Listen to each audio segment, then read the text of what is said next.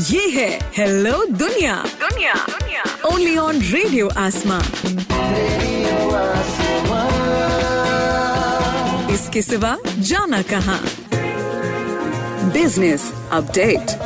तो दोस्तों, आप सुन रहे हैं रेडियो आसमां और मैं हूं साकेत सोनी। मैं लाया हूं आपके लिए बिजनेस अपडेट, व्यापार की बातें और स्टॉक मार्केट की हलचल। दुनिया भर की अर्थव्यवस्था और ब्रिटेन पे छाए ब्रेक्जिट के काले बादल अब थोड़ा छट सकते हैं।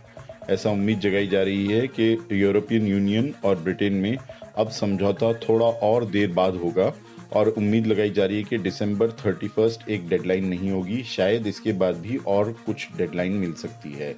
इससे बाजारों में काफी राहत महसूस होगी। वहीं दुनिया के कई देशों में अब वैक्सीन का रोल आउट हो रहा है, जिसकी वजह से लोगों में उम्मीद जाग रही है कि अब कोरोना काल शायद धीरे धीरे खत्म हो जाए। इस वजह से भी शेयर बाजार काफी तेजी में हो सकते हैं। आज सोमवार के शुरुआती हफ्ते में देखा जाए तो सिडनी के बाजार और जापान और एशिया पैसिफिक के बाजार काफी तेजी में ऊपर खुले। वैक्सीन के रोल आउट में सबसे ज्यादा अहम रहेगा उसका लॉजिस्टिक्स और डिस्ट्रीब्यूशन, ट्रांसपोर्टेशन। उसको करने के लिए इस समय अब सबसे अग्रसर आ रही है थर्मो किंग नामक एक कंपनी, जो एक ठंडे कंटेनर बनाने वाली कंपनी है। बताया जाता है कि इनके बनाए हुए कंटेनर्स ज्यादातर टूना मछली को -60 डिग्री सेल्सियस पे ले जाते थे, लेकिन अब वैक्सीन को -76 डिग्री सेल्सियस पे ले जाना पड़ेगा। वहीं ठंडे वेयरहाउसेस की भी डिमांड बढ़ रही है और बड़े बड़े फ्रीजर्स चाहिए जो कि इस वैक्सीन को स्टोर कर सकें। कई महीनों से भारत और चीन में एक सीमा विवाद चल रहा है। इस विवाद के चलते व्यापार में भी दोनों देश एक दूसरे के समक्ष काफी कड़क हो गए हैं। पहले ही भारत ने कई चाइनीज ऐप्स को बैन कर दिया, जिसकी वजह से चाइना को काफी रेवेन्यू लॉस हो रहा है। और उसके अलावा अब ऐसी लग रहा है कि 5G में भी हुआवी को बाहर कर दिया जाएगा।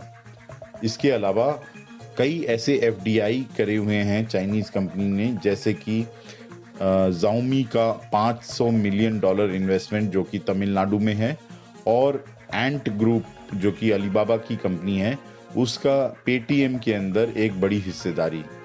इस तरह से अगर देखा जाए तो लगभग $4 बिलियन का चाइनीज इन्वेस्टमेंट भारत में ऑलमोस्ट ठप हो चुका है।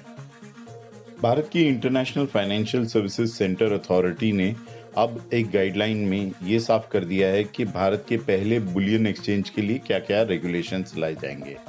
इस रेगुलेशन में बुलियन एक्सचेंज की रेगुलेशन, क्लियरिंग कॉरपोरेशन की एक रेगुलेशन, डिपॉजिटरी और वॉल्ट की रेगुलेशन भी शामिल हैं। इसकी वजह से अब ऐसा लग रहा है कि भारत को पहला बुलियन एक्सचेंज मिल सकता है, जो गुजरात के गिफ्ट सिटी में एस्टैब्लिश किया जाएगा।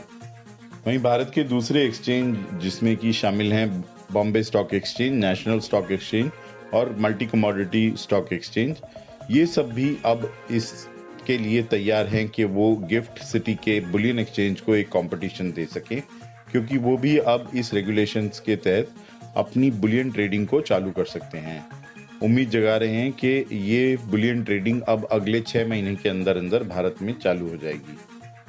आइए अब जान लेते हैं क्या रहा बाजारों का हाल पिछले हफ्ते। सेंसेक्स 46,099 पे बंद हुआ, निफ्टी 13,513 पे बंद हुआ, डाउ जोन्स 30,046 पे बंद हुआ और नैस्डैक 12,377 पे बंद हुआ।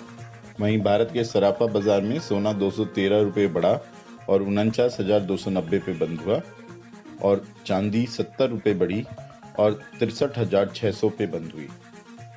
ये था आज का बिजनेस अपडेट। मैं हूं साकेत सोनी और आप सुन रहे हैं रेडियो आसमां। इसके सिवा जाना कहां। Business update.